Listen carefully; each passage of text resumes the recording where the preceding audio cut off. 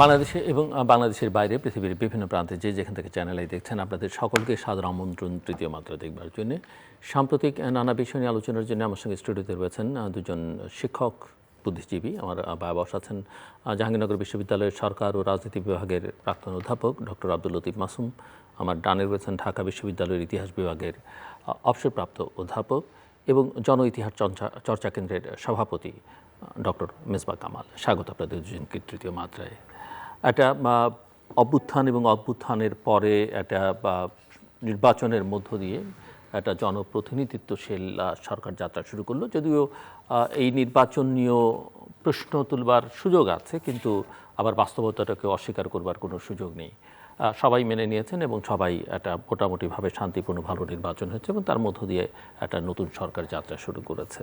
তো আমি আপনারা দুজনে যেহেতু বুদ্ধিবৃত্তির চর্চার সঙ্গে যুক্ত, আপনাদের দুজনের কাছ থেকে নির্মোহ একটা বিশ্লেষণ শুনতে চাই যে এই সরকার যে যাত্রা শুরু করলো, আমরা কয়েকটা দিন দেখলাম তাদের অঙ্গীকার, তাদের কর্মপরিকল্পনা, তাদের কর্মপন্থা, এবং শুরুটা কেমন হলো বলে মনে হয় প্রফেসর আব্দুল লতিফ মাসুম?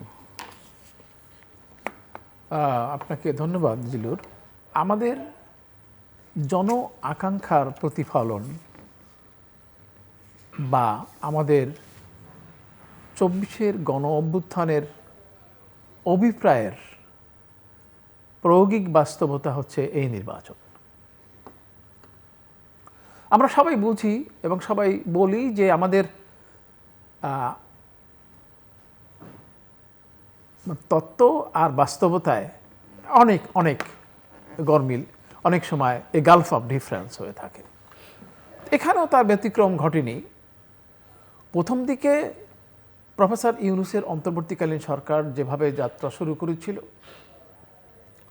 তাতে আমাদের মনে হয়েছিল যে প্রধান তিনটি লক্ষ্যমাত্রা তারা নির্ণয় করে অগ্রসর হয়েছিলেন, অর্থাৎ সংস্কার, বিচার এবং নির্বাচন, সেটি তারা ফুলফিল করবেন। মাঝপথে দেখা গেল যে কম বেশি তারা বিষয়টি অ্যাড্রেস করেছেন, কিন্তু যে নিয়মতান্ত্রিকভাবে যে আমি বলবো যে মাত্রায় এই বিষয়গুলো তাদের আওতায় বা তাদের উদ্দেশ্য সাধনের লক্ষ্য হিসাবে নির্ধারিত হওয়া উচিত ছিল সেটা হয়। যেমন সংস্কারটি তারা এই ১-২ বছরে যেটা করেছেন সেটা হচ্ছে মানে অনেকেই এরকম বলবেন যে পর্বতের মুশিক প্রসাবের মতো আর কি। কারণ আমার মনে হয়েছে যে প্রক্রিয়া তাদের সদিচ্ছা ঠিক আছে, কিন্তু যে প্রক্রিয়ার মাধ্যমে যে সংলাপ এবং মানে তারপরে ঐক্যমত্যের মানে যে মানে কমিশনটি তারা করিয়েছিলেন, তো এটা অবশেষে এখন তো আমরা এই মুহূর্তে দেখতে পাচ্ছি যে এটা যে আশা আমরা করেছিলাম সেটির ফল অনুরূপ হয়নি। তবু আমরা মন্দের ভালো আমরা বলবো যে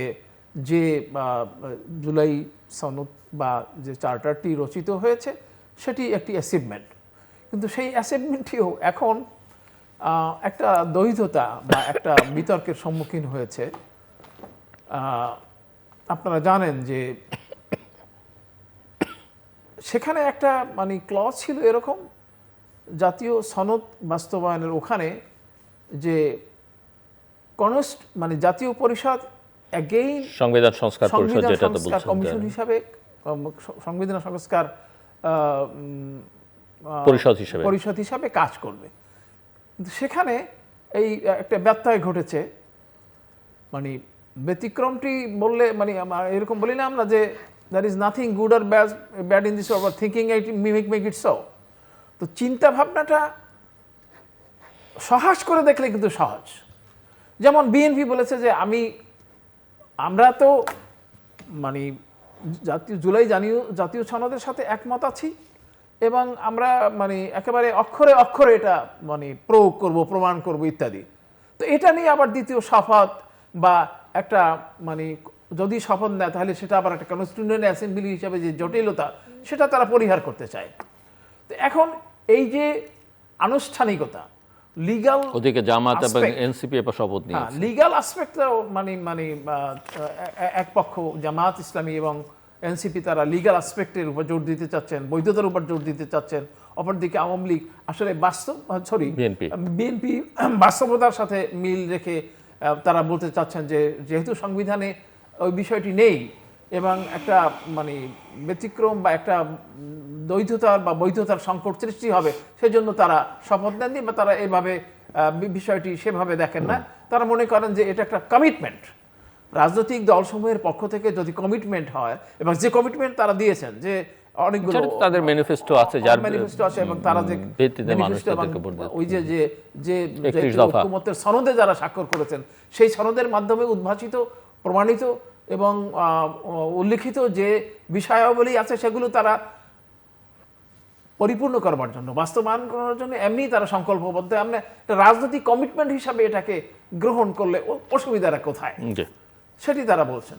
কিন্তু এখন মানে 12 তারিখে অধিবেশন বসছে, সেখানে অনেকেই লক্ষ্য করছেন, অনেকেই আশঙ্কা করছেন যে সেখানে একটি দ্বৈততা, সেখানে একটি বিতর্ক, জটিলতা তৈরি হতে পারে কিনা। আমি আছি আরো অন্যান্য কর্মকাণ্ড কেমন দেখলে সেটা আমি শুনবো আপনার কাছে। তার আগে প্রফেসর মেজবা কামাল। জি, প্রথমত বলবো যে ডক্টর মোহাম্মদ ইউনূসের সরকার যে 3টে বিষয়কে সামনে রেখে কাজ শুরু করেছিলেন, সংস্কার, বিচার এবং নির্বাচন, তার মধ্যে নির্বাচনটা মোটামুটিভাবে আমাদের দেশে যে স্ট্যান্ডার্ডে নির্বাচন হয় অথবা হয় না, হ্যাঁ, সেই তুলনায় নির্বাচনী বৈতরণীটা পার হওয়া গেছে এবং সেজন্য নিশ্চয়ই তারা কৃতিত্ব পেতে পারে। তবে আপনার প্রতিশ্রুত সংস্কার এবং বিচার এবং যে নতুন দিনের স্বপ্ন তিনি দেখিয়েছেন, তাদের সরকারের কাজকর্মের মধ্যে দিয়ে সেটা খুব একটা প্রতিফলিত হয়নি, বরং অনেক নতুন প্রশ্নের জন্ম দিয়েছে।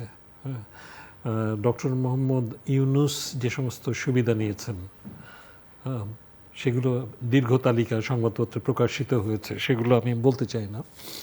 এবং তার যে উপদেষ্টারা ছিলেন, তাদের মধ্যে অনারেবল এক্সেপশন ছাড়া অনেক উপদেষ্টার সম্পর্কে যে সমস্ত অভিযোগ আছে, সেগুলো নিয়ে আসলে আমি মনে করি যে তদন্ত হওয়া উচিত, এটা একটা। কিন্তু তারপরে যে কথাটা, যে নির্বাচনটা হলো, বাংলাদেশের জন্য এই নির্বাচনটা খুবই প্রয়োজনীয় ছিল, গুরুত্বপূর্ণ ছিল এবং একটা ডেমোক্রেটিক ট্রানজিশনের জন্য, হ্যাঁ, এটা ওভারডিউ হয়ে গেছিল বাংলাদেশে, যেহেতু সেটা আমরা সবাই জানি। তো সেই জন্য আপনার এই নির্বাচনটার মাধ্যমে যে বাংলাদেশ জাতীয়তাবাদী দল বিএনপি আজকে রাষ্ট্র ক্ষমতায় অধিষ্ঠিত হয়েছে, এই সরকারের শুরুটা কেমন হলো সেটা নিয়ে আমি বোধহয় একটু বেশি বলতে চাই। আমি বলবো যে শুরু তো মাত্র কয়েকদিন, আমাদের 2 সপ্তাহ পেরোলো সবে।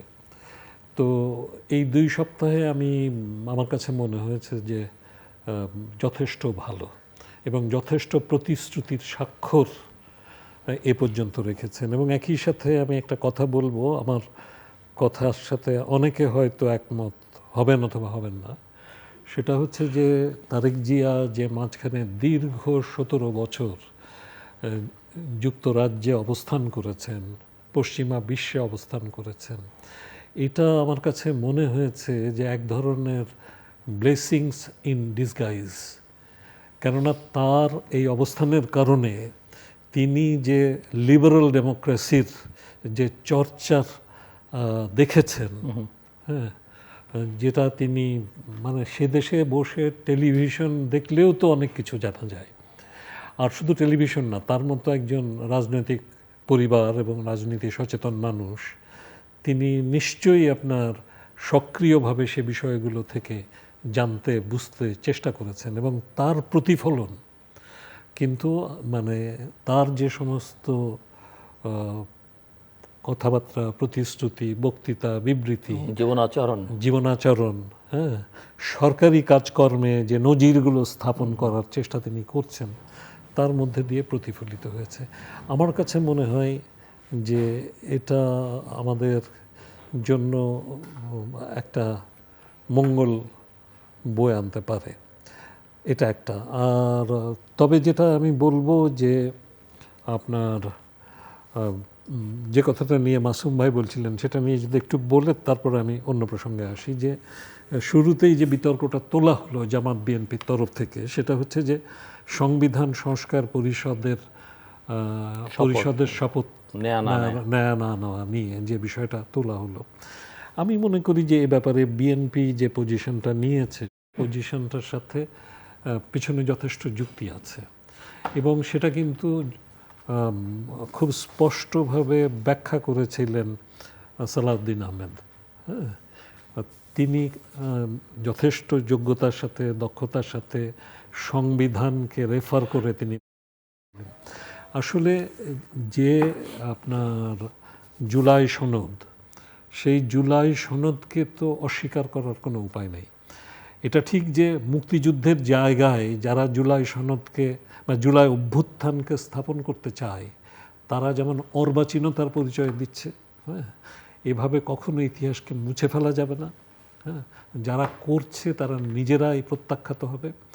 তেমনি আবার জুলাই যে অভ্যুত্থান, সেই অভ্যুত্থানকেও অস্বীকার করা যাবে না, কারণ মৌলিক অনেক পরিবর্তনের রাষ্ট্র জীবনে দ্বারোদ্ঘাটন কিন্তু এই জুলাই অভ্যুত্থানের মধ্যে দিয়ে পথ তৈরি হয়েছে। আসলে এদেশের জনগণের একটা সুশাসনের, একটা রেসপন্সিবল গভর্নমেন্টের, একটা অ্যাকাউন্টেবল গভর্নমেন্টের যে আকাঙ্ক্ষা, সেই আকাঙ্ক্ষা যা কিন্তু বিভিন্ন সময়ে এই বিভিন্ন আলাপ আলোচনাগুলোই টকশোতে, আপনাদের এই তৃতীয় মাত্রাতেই বহু আলোচনায় কিন্তু এগুলো সহ সারা অন্যান্য টেলিভিশনে এবং অন্যান্য মাধ্যমে, হ্যাঁ, প্রিন্ট মিডিয়া না আদার্স, এগুলোর মধ্যে দিয়ে এগুলো এসছে। সেই কথাগুলোই কিন্তু অনেকটা জায়গা পেয়েছে আপনার এই জুলাই সনদে। কিন্তু সেগুলো তো একটা রাজনৈতিক কমিটমেন্টের বিষয় এবং সেখানে সবগুলো বিষয়ে একমত হওয়ার সুযোগ সবার নাই, একমত হওয়া উচিত নয়। তো সেইখানে আপনার যে 30টা বিষয়ে বিএনপি একমত হয়েছে, সেটা তো সেগুলোকে তারা ধারণ করে বলেছে এবং তারা সেগুলোকে বাস্তবায়ন করবেন সে কথা বলেছেন। কিন্তু সেটা তো তারা তো নির্বাচনী ম্যান্ডেটের মাধ্যমেই সেই প্রতিশ্রুতি রেখেছেন। তো তারা নির্বাচিত হয়েছেন, নির্বাচিত জনপ্রতিনিধি হিসেবে তারা শপথ নেবেন এবং পার্লামেন্ট গঠিত হয়েছে, পার্লামেন্ট এখন ব্যবস্থা নেবে। এখন সংবিধান অনুযায়ী পার্লামেন্ট পরিচালিত হয়, সংবিধানকে বাইপাস করে কোনো কিছু করার তো সুযোগ নেই। কাজে আপনার সেইখানে যখন জনপ্রতিনিধি হিসেবে শপথ নিচ্ছেন, এমপি হিসেবে শপথ নিচ্ছেন, তারপরে সংবিধান সংস্কার পরিষদের সদস্য হিসেবে শপথ নেওয়ার কোনো সুযোগ ছিল বলে বিএনপি মনে করে না। আমি তার সাথে একমত। কিন্তু এবং আমি মনে করি যে এতে করে কিন্তু যে আপনার জুলাই সনদের প্রতি কমিটমেন্ট থেকে তারা সরে গেছে, এভাবে যারা ব্যাখ্যা করতে চান তার সাথে আমি একমত না। আবার যারা আপনার তাদের পছন্দসই সমস্ত বিষয়কে চাপিয়ে দিতে চান, হ্যাঁ, প্রত্যক্ষ পরোক্ষভাবে, সেটাও খুব গণতান্ত্রিক পন্থা বলে আমাদের কাছে মনে হয়নি। ইন এনি কেস আমি যেটা বলতে চাই আপনার, সেটা হচ্ছে যে আপনার এই সরকারের শুরুটা ভালো হয়েছে, তবে কিছু কিছু অ্যাপয়েন্টমেন্টস নিয়ে কিন্তু প্রশ্ন উঠছে। আমি সেটা আপনার কাছ থেকে একটু পরে শুনি। তার আগে প্রফেসর আব্দুল লতিফ মাসুম। রাষ্ট্রবিজ্ঞানের ভাষায় একটা কথা আছে যে public opinion is neither public নর অপিনিয়ন। তো এই যে গণভোটের বিষয়টা মৌলিকভাবে আপনি চিন্তা করলে কিন্তু এটা এড়ানো যেত। মানে আমার কাছে মানে কথা বললে আবার একটু আইনগতভাবে সুবিধা অসুবিধার ব্যাপার আছে, কিন্তু আমি একজন রাষ্ট্রবিজ্ঞানের শিক্ষার্থী হিসেবে মনে করি এটা অপ্রয়োজনীয় ছিল। আমি আপনার কথার উপরে গুরুত্ব দিই। রাজনৈতিক ঐক্যমত্য যদি থাকে, আপনার যদি আস্থা বিশ্বাস থাকে, আপনি যদি গোটা জাতিকে মানে বিশ্বাস করে একটা কথা বলে থাকেন যে 30টি বিষয়ের ব্যাপারে বিএনপির কমিটমেন্ট আছে, মোট বোধহয় 80-84টি বিষয়ে একটি সুপারিশ আছে, সেখানে কোনো কোনো বিষয়ে দ্বিমত আছে, কোনো সময় নোট অফ ডিসেন্ট দেওয়া আছে। কিন্তু আপনি যদি রাজনৈতিকভাবে ক্ষমতাসীন হওয়ার পরে বিষয়গুলিকে মানে মান্য না করেন, মানে পাবলিকের পক্ষে তো কিছু করার নাই। যেমন আমরা লক্ষ্য করি যে মানে ওই যে এরশাদ বিরোধী গণ অভ্যুত্থানের পরে ওই মানে ওই যে ত্রিদলীয় জোটের যে ঘোষণাপত্র, সেটা কিন্তু ঘোষণাপত্র 3 জোটের রূপরেখা যেটা বলা হয়। রূপরেখা যেটা ছিল সেই রূপরেখা রূপই রয়ে গেছে, রেখায় রূপান্তরিত হয়নি কখনোই। আবার একেবারে যে কিছু হয়নি সেটা বললেও অত্যুক্তি মানে হবে, কারণ কিছু কিছু কিন্তু হয়েছে। মানে যেটা পার্লামেন্টারি সিস্টেমে ফিরে আসা, সেটা একটা বড় অঙ্গীকার ছিল, এতে কোনো সন্দেহ নাই। কিন্তু মানে ওই সময় আরো মানে যেমন ক্ষমতা ভারসাম্য নির্ণয় করা, ডিসেন্ট্রালাইজেশনের কথা বলা ছিল, ব্যক্তি স্বাধীনতাকে মানে ব্যক্তি বিবেক এবং মত স্বাধীনতাকে নিরঙ্কুশ করার কথা বলেছিল, সেগুলো হয়নি। কিন্তু এখনো আমরা লক্ষ্য করি যে মানে আমি ভাইয়ের সাথে একটু ওই একই কথা আমি একটু এইভাবে বলি যে স্বাক্ষর করাটা যে খুব দরকার ছিল তা না, তাতে যে শাস্ত্র অশুদ্ধ হয়ে যেত এরকম না। আবার যে স্বাক্ষর করে নাই তাতে যে খুব বেশি ব্যতিক্রম হয়েছে এরকম না। ওই থরবরি খারা খারবরি হতে একটা মূল ভিত্তিটা হচ্ছে বিশ্বাস। এখন মানে যদি অধিবেশন বসার পরে যদি বিএনপি তাদের কমিটমেন্টগুলো মানে পরিপূর্ণ করে, তাহলে পরে মানুষের বলার কিছু থাকবে না। কিন্তু যদি সেখান থেকে মানে ব্যতিক্রম হয়, যদি ডেভিয়েশন ঘটে, যদি তাদের সুবিধাজনক ব্যাসার্ধ নেয় তারা, তাহলে পরে আমাদের প্রশ্ন থাকবে। আর ওই যদি সরকারের শুরুটা মানে যেভাবে হয়েছে, মানে আজকে দিন 15 হয় যে আমাদের প্রধানমন্ত্রী তারেক রহমান যে কালচারের নমুনা দেখিয়েছেন, যে মানবিকতা বা যে প্রোটোকলবিহীন একটা অবস্থা রেখেছেন, সেটা ওই পাশ্চাত্য সাংস্কৃতিক মানে পলিটিক্যাল কালচারের অংশই হয়তো মানে তিনি সেখানে শিখেছেন। এখানে তো ওখানে মানে ওই সব দেশে তো প্রধানমন্ত্রী যাওয়ার সময় রাস্তাঘাট সব বন্ধ হয়ে যায় না, মানে সেখানে সাইকেলও প্রধানমন্ত্রী যান অফিসে, মন্ত্রীরা তার যে ড্রেস আপ, তার যে কথাবার্তা, তার যে চালচলন, তাদের যে আচরণ, সেটি 100% গণতান্ত্রিক এবং আমরা সেই একটা ব্যক্তিকে নিয়ে আশা করতে পারি। কিন্তু মানে তার অ্যাপারেটাস, মানে আমাদের আশঙ্কাটা হচ্ছে এই যে বাংলাদেশের রাজনৈতিক জনচরিত্র যারা আমরা বুঝি বা জনচরিত্র সম্পর্কে আমাদের যে ধারণা আছে, সেই ধারণা তো ওরকমই যে সেই ইবনে বতুতা যা বলে গেছেন, ওই যে প্রাচীন জনচরিত্র সম্পর্কে যে স্বার্থপর, ওই যে হবসের ভাষা যদি আমরা এইভাবে বলি যে selfish, poor, brutish, nasty and short, মোটামুটিভাবে বাংলাদেশের জনচরিত্র তো ওরকমই। এবং এখন আমাদের যে ডক্টর আকবর আলী খান মনে পড়তেছিল না, ডক্টর আকবর আলী খান বলেছে যে তাইলে মানে ছলনা, প্রতারণা, মানে প্রবঞ্চনা আমাদের জনচরিত্রের একটা অংশ। সেই জনচরিত্রকে কি করে মানে সুন্দর করা যাবে, সেটা বিরাট একটা প্রশ্ন। আপনি এই যদি এই নেতৃত্বের সুন্দর চেহারা আপনারা দেখছেন, আমি মনে করি যে বাংলাদেশের শীর্ষ নেতৃত্বে খুব ব্যতিক্রম নয় যে তারা সবাই সৎ ছিল। যেমন বঙ্গবন্ধু শেখ মুজিবুর রহমান সাহেবকে যদি বলেন যে আপনি অসৎ ছিলেন, মোটেই না, অসম্ভব ভালো মানুষ ছিলেন, অসম্ভব জনপ্রিয় ছিলেন, অসম্ভব সৎ মানুষ ছিলেন। জিয়াউর রহমান অসম্ভব সৎ মানুষ ছিলেন। এরপরে যতই যে বলেন মানে খুব অসম্ভব খারাপ কথা আমরা শীর্ষ নেতৃত্ব সম্পর্কে বলতে পারবো না। কিন্তু জনচরিত্র এই সময় দেখেন, জনতা নেতাকে বদলাবে না, নেতা জনতাকে ঠিক করবে, সেটা আরেকটা পরিবর্তন। তবে মানে পরিবর্তনের যে প্রক্রিয়াটা হওয়া দরকার, জনচরিত্র পরিবর্তনের জন্য যে ভেহিকেলস গুলো আছে, যে সিস্টেমগুলো আছে, এডুকেশন সিস্টেম, আমাদের মানে এই যে মানে পত্রপত্রিকা, আমাদের নাটক, আমাদের সিনেমা, আমাদের এই সবকিছু তো মিলেই কিন্তু জনচরিত্রের একটা দীর্ঘমেয়াদী পরিকল্পনা যদি আমরা নিতে পারি, তাহলে পরে হয়তো জনচরিত্রের যে একই অবস্থা যে জিয়াউর রহমান তার নিজের নোটবুকে লিখেছেন নেতা কর্মীদের খাই রব, এটা আমি দেখেছি, আমি যেহেতু কিছু কাজ করেছি ওনার উপরে। তো এই চরিত্র পরিবর্তন করা তো খুব কঠিন ব্যাপার। তারেক রহমান যতই মানুষকে ভালো হতে বলুক না কেন, যতই আদর্শবান সুন্দর হওয়ার বলুক না কেন, কিন্তু তার কর্মী সাধারণ যদি সুন্দর সদাচরণ না করে, তাহলে পরে এই দেশ জাতি রাষ্ট্র আমার কাছে যেটা মনে হয় অ্যাকশন যদি উপর থেকে নেওয়া শুরু করেন, মানে নিচের দিকে খুব বেশি না তাকিয়ে তাহলে সিগন্যালটা নিচ পর্যন্ত দ্রুত যাবে, কিন্তু ওই নিচের দিকে ধরো মারো করতে গেলে উপরে সবাইকে রক্ষা করে চললে খুব বেশি সুবিধা হবে না। আমি আসছি আবার আপনার কাছে। প্রফেসর মিসবাহ কামাল, আপনি কিছু অ্যাপয়েন্টমেন্ট নিয়ে আপনারা বলছিলেন যে কিছু প্রশ্ন আছে। হ্যাঁ, আপনার যে মন্ত্রিসভা গঠিত হয়েছে সেটার মধ্যে আমরা দেখছি যে যেমন প্রবীণরা আছেন, অভিজ্ঞরা আছেন, তেমনি আবার নতুনের কিন্তু মানে প্রাচুর্য আমি বলবো। এবং সেক্ষেত্রে এত সংখ্যক তরুণের হাতে এত বড় বড় দায়িত্ব এই সরকার। গড় বয়স হচ্ছে 60 তো আপনি এখন আর তরুণ 60 তো আসলে তরুণ বলতে পারেন না। তারপরে মানে বাংলাদেশে যে বয়োবৃদ্ধদের তো আসলে লিডারশিপের মধ্যে যারা বয়স্ক তারা তো আসলে অনেকেই এখন আর কর্মক্ষম না।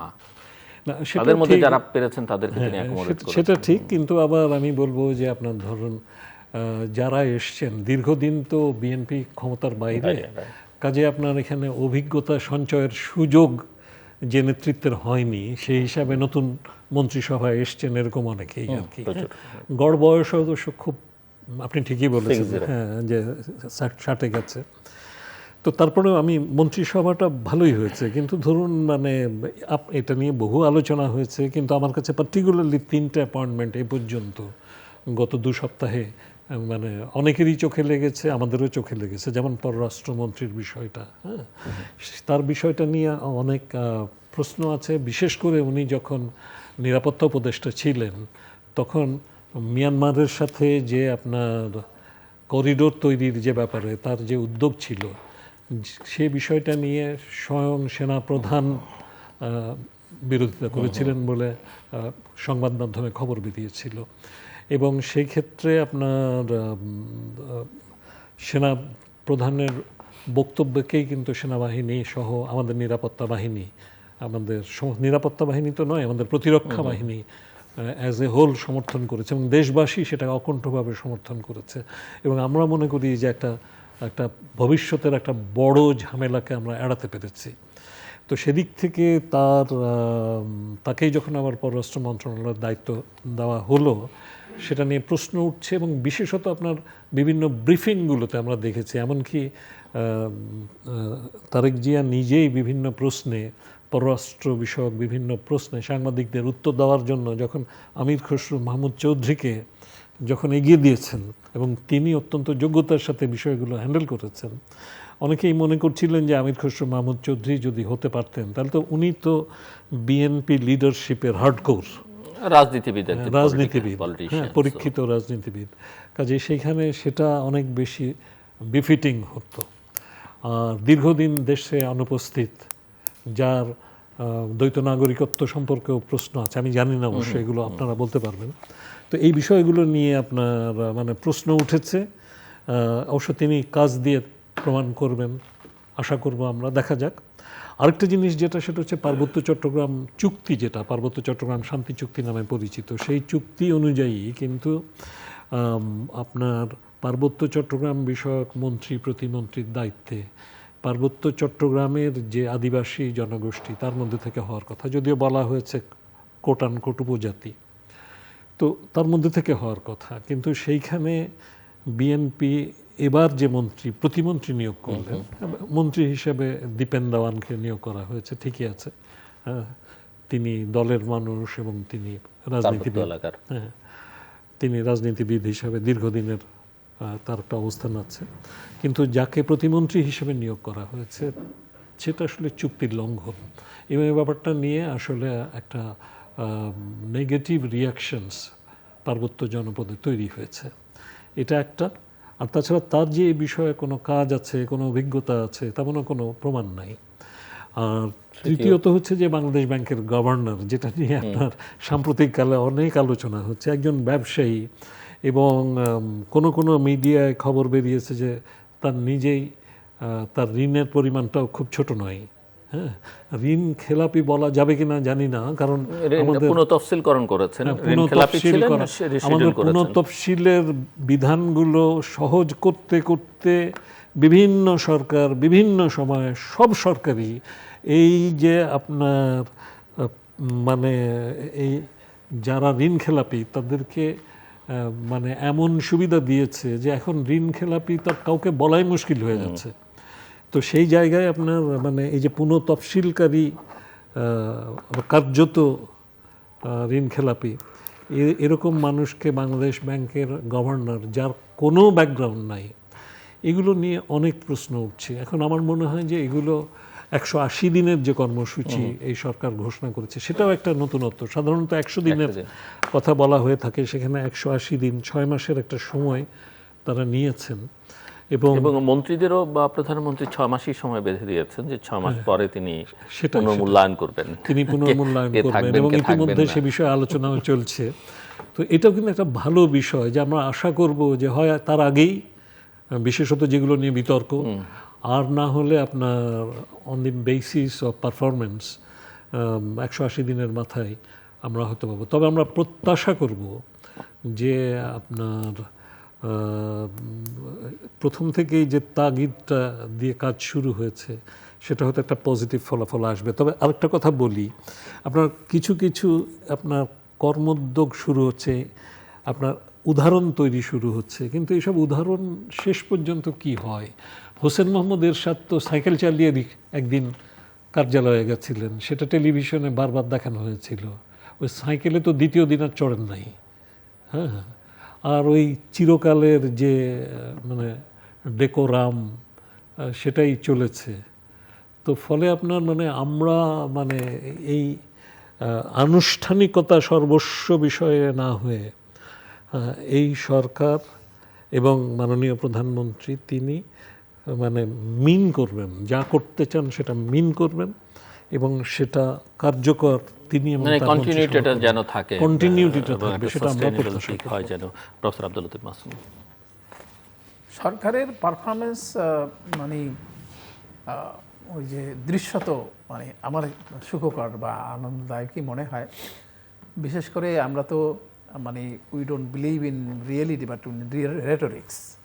তো এই যে মানে লোক বা দৃশ্যমান যে সংস্কৃতি, দৃশ্যমান যে চলাফেরা, এটাতে মানুষ একটা খানিকটা আশ্বস্ত হতে চায়।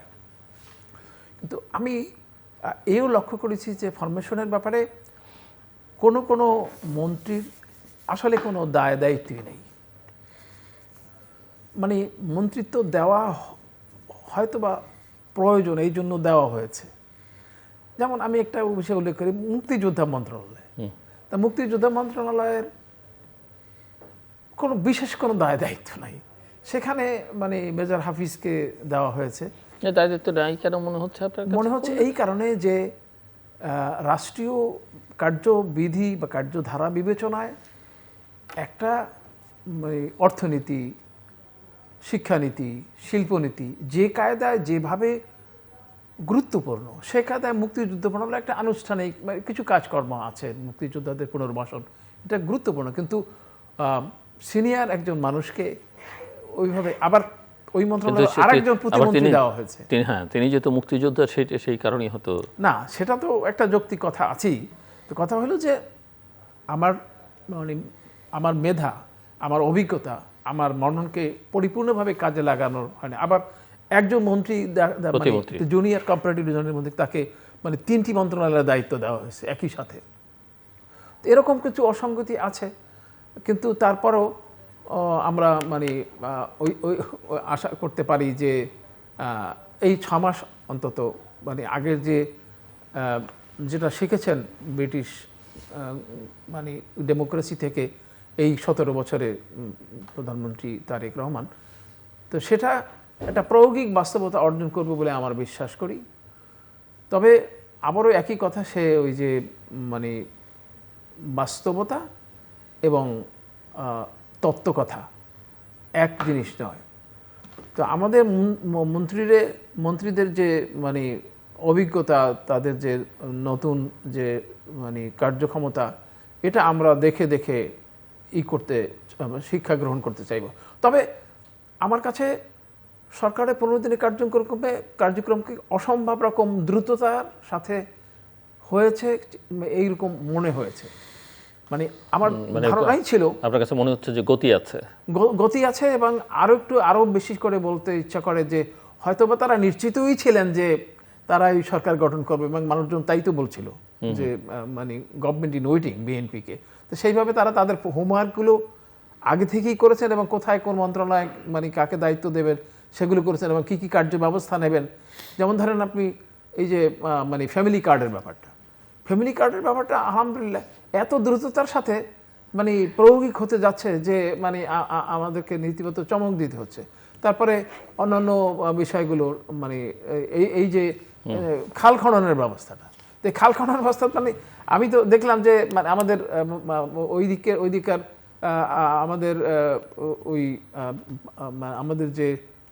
আমাদের যে তথ্যমন্ত্রী জহিরুদ্দিন সামন্ত, উনি খাল কিন্তু আবার সেখানে খননের ব্যবস্থা করছেন। অর্থাৎ প্রতিটি ক্ষেত্রেই একটা দ্রুততা, একটা শুভ আরম্ভ আমরা লক্ষ্য করছি। এই শুভ আরম্ভটা যদি ভালো হয়, অর্থাৎ সবচাইতে বড় যে সর্বনাশের কথা মানে আবার আপনার সাথে ওই যে সেই মন্ত্রী জাদাকে জায়েজ করার জন্য তিনি যে কথাগুলো বললেন, এটা আবার আরেকটা বিতর্কের জন্ম দিয়েছে।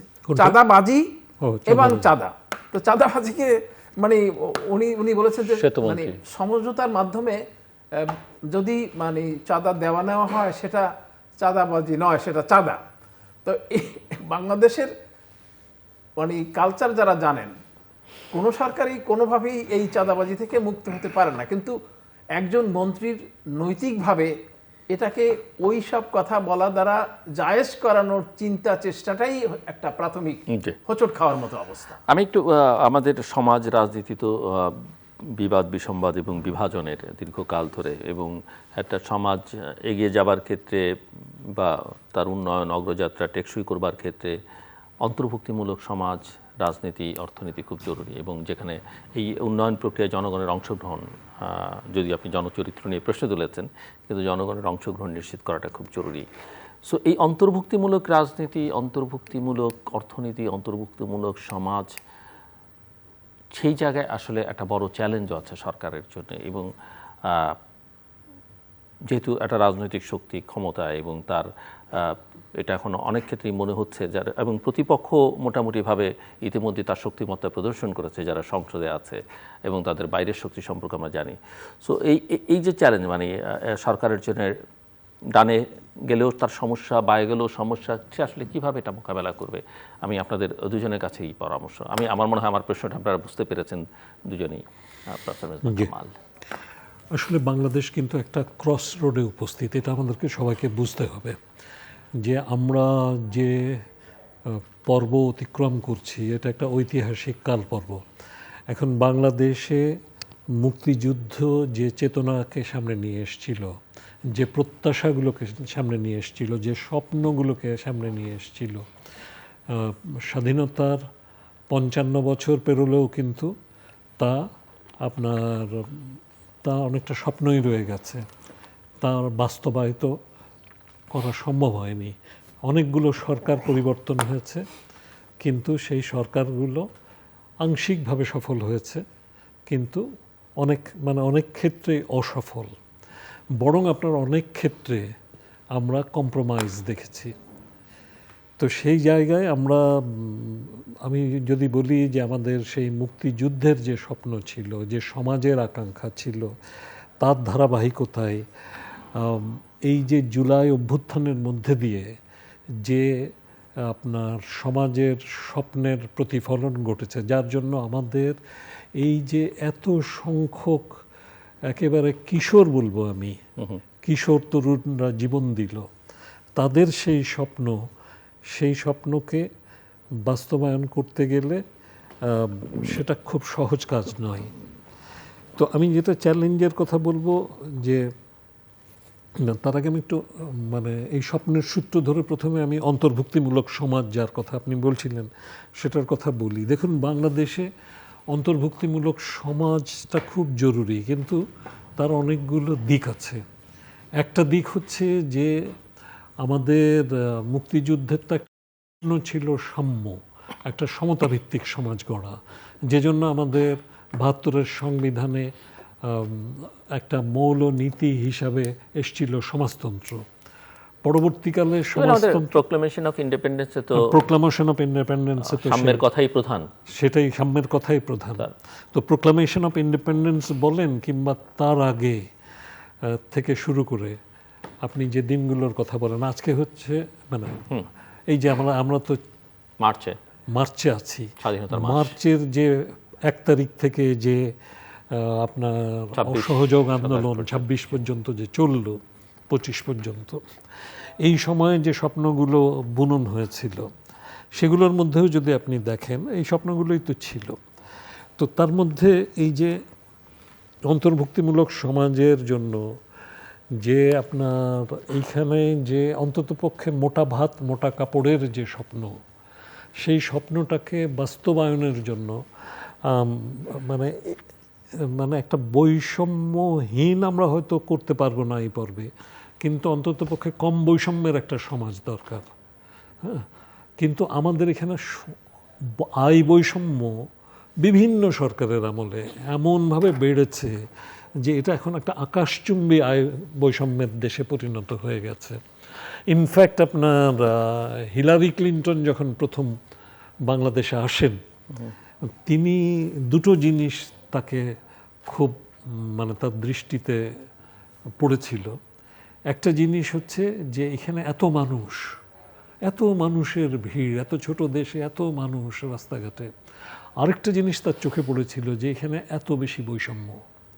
তো হিলারি ক্লিন্টনের চোখেও এই বৈষম্য চোখে পড়েছে প্রথম আগমনে।